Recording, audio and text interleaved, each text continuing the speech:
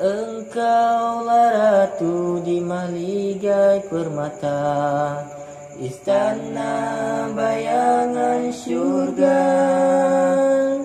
Harta dan tahta mengaburi mata, tersesat di kau, diterang cahaya. Langsung tidak kau hendak kata bicara, utusan Hudhud yang benar.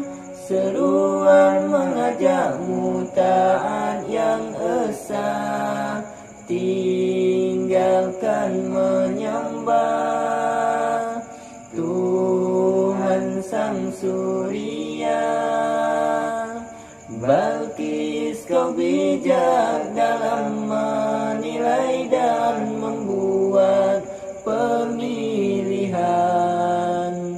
di antara yang sementara dan yang kekal buat selamanya.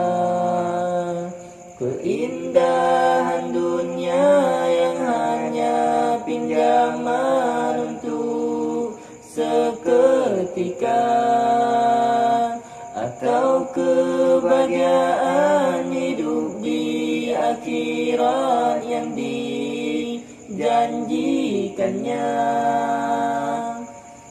Tak perlu kau singkapi labuhan karimmu ketika kau melangkah